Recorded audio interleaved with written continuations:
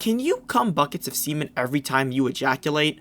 Are you able to avoid your refractory period each and every single time without fail, allowing you to come at least twice in a single minute with at least 45 of those seconds being taken up by the act of you spraying your baby batter into a hot 2D anime girl's womb? If so, you may just be a hentai protagonist with the permanent buffs of hentai logic. Congratulations, you absolute stud. Best of luck to you with your 14 women that are constantly gathering around you and draining your balls every waking second. You rock star. What's trippin', guys? I'm Drip Thulu, and before I start, just big warning. This is definitely one of the weirdest videos I will ever make. If you have any self-love or desire to prevent any more of your brain cells from disintegrating, just leave the video just now. For those stupid and courageous enough to have stayed, as the title suggests, well, hentai logic just has to be one of the stupidest things known to mankind. Like, if there was a ranking ladder, we would have rational logic on top, then common sense, then faulty logic, and then way at the bottom, right by the sweaty bacteria-infected scrotum, we have hentai logic. It's just one of those things that, when you notice it at first, it bothers you a lot, and then eventually you just stop noticing it. But then, of course, when you try to describe the hentai to a fellow weeb, or you're just being a degenerate in the middle of New York City chanting that traps aren't gay, and then you attempt to recount the hentai, you realize how fucking stupid it is. But what are some of these ridiculous hentai logic things that should be hung by the neck and burnt until not even ashes remain? Well, honestly, there's a lot. There's so goddamn many. So much so that there's no way I could sum it all up in a single video unless I made a goddamn documentary. But for the sake of the video, I will go over a few big ones that you should know and be able to understand. The first example of this kind of bullshit is the one that I mentioned at the start of the video, the whole avoiding refractory period and coming jugs full of the stuff. Can someone just logically explain to me how these weak, beta-looking dudes can produce so much sperm? Unironically, in a single cum shot, right? One cum shot. Not only do they fill up the girl's womb to the absolute brim, but they also manage to shoot so much up there that the moment they take out their penis, it starts to leak out like melting ice cream on a burning summer day. As far as I'm concerned, studying this hentai, this work of art, the dude most certainly has normal sized testicles, if not slightly smaller, closer to an almond in circumference. So how the fuck do these normal sized nuts create that much semen? I swear to God, these balls must have a V8 in them. There's no other way someone could pump out that much baby batter in a single spurt session. Dude, why the fuck did I just call them a V8? Real talk, whatever energy drink or drug they're taking, I want some.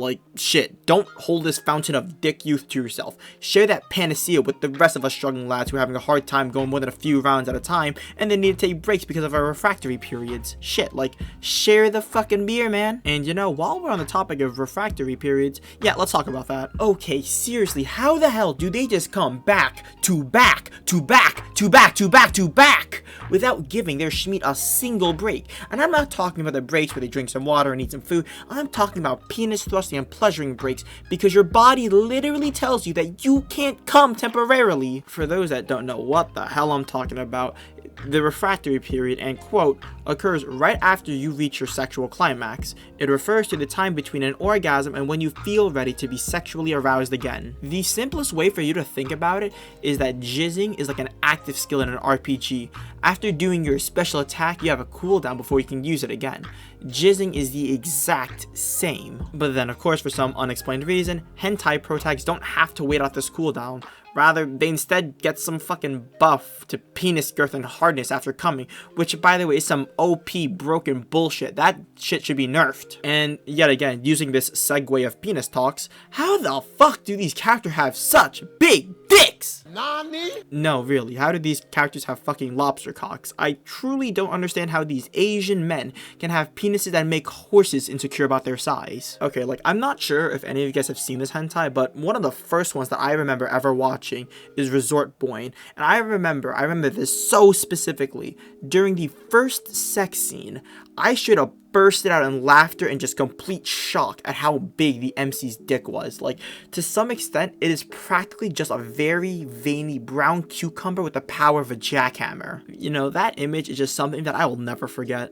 And honestly, if someone asked me to recreate the exact girth and length of it, I could probably do it from memory in a few seconds. Because I just gotta say, when his peepee was right in front of the heroine's face, that was just... Christ, I don't think vaginas were created to take that sort of width. And just a side note, while talking about size, I just have to say, one of the things that bothers me the most right now is the amount of shouda content coming out recently. Like, there are just so many little boys, fucking grown women in hentai right now, both animated and in manga. You know, I don't really have an issue with shoudas, to be honest. It's not my favorite thing in the world, but I mean, if it's wholesome, I'd still read and watch it. But what I do have an issue with is how variable the dick size is. Like, they can go from a peepee with the, you know, expected dimensions of not that big, but then another one will just have this massive, bulbous, spherical, expansive freedom tower of a cock that overshadows us mere mortals. Seriously, what the hell? What godforsaken disorder do they have to allow them to grow such huge shafts? And because this is still hentai, they obviously have their Formula 1 turbocharged hybrid electric V6 hypersperm chargers known as their balls. Also, are we just gonna ignore how big, fat, ugly bastards' dicks are? Like, I thought the whole thing about fat equals small dicks was supposed to apply to all people. And again, for those that may not know, the higher body fat you have, the smaller the penis seems you have, because the fat lumps just cover up more of it. Now, with that said ugly bastards are usually the size of large moons, so shouldn't their penises be blocked to the point that only a little turtle head is in view?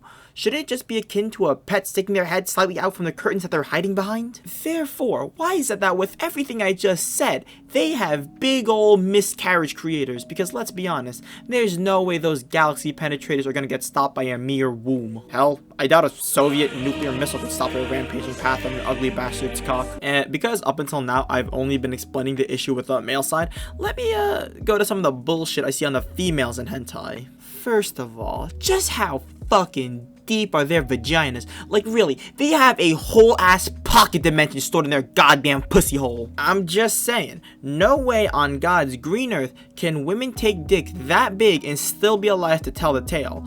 Also, there's no way they can take that much semen either. I'm telling you, if you looked up inside of one of those yourself, instead of a cervix, you'd probably be greeted with a dark, murky abyss. You'll stare and stare and stare some more, and eventually the abyss will stare back. Oh, fuck, dude, that's so disgusting. Guys, how many monster hentais have you seen where some huge Eiffel Towered penis or just comes along and has its way with a female? And in those, how many of those females have you seen die of some type of major hemorrhagic bleeding that leads to death? Exactly, you haven't, and that's the issue. No way in hell are they just gonna take that and just go back to the office Tuesday morning like nothing happened, right? Pretending that somehow none of their insides got fucked up and they also just so happen to be Elastigirl and they can expand like a balloon without issue. There's no way in fuck that their vaginas are ever gonna go back to normal size. That thing is permanently gaped to that size now. At that kind of opening diameter, you could probably steal a gallon milk jug and none would be the wiser. Another thing about hentai females, how do they just get completely sexually violated and assaulted and not get traumatized? Like, not only do they not get traumatized, but they actually just end up lusting for the person / people that did it to them. What kind of bullshit is that? I thought whenever that happened to someone, they're supposed to be like scarred for life and then terribly horrified if anything even cock-shaped. So why is it that these damn anime porn women instead come back as parched in the Sahara Desert? I'm just saying, I don't think any dick in the world could feel so good that it would overturn that kind of experience into something that makes you thirstier and desire even more. Here's the thing, I'm not asking for 100% believability realism, because fuck dude, I don't want another 177013 to ever be created. But at the very least, can they not make some bullshit logic that makes even less sense than a 9-year-old with a bushy Godzilla on his pelvis? Okay, I'm gonna stop here because some of these examples I made are just starting to even disgust me, and I feel that if I go any further, there will only be worse and worse and worse images that will be put into your poor non-virgin minds. shit, dude. After all this, I feel like I should go watch a recording of some Sunday service because I just feel dirty after finishing the script. I genuinely feel like the definition of scum after ranting like that for a topic like this. Remember how I said I shouldn't make scripts at 4 a.m. anymore? This is the reason why, because my barely functioning brain makes bullshit like this. If you've made it to the end of the video, I have a question to ask. Do you have any other examples of hentai logic that bothers you to the very core? Are there things that you've seen in hentai or porn that make you scratch your dick in confusion?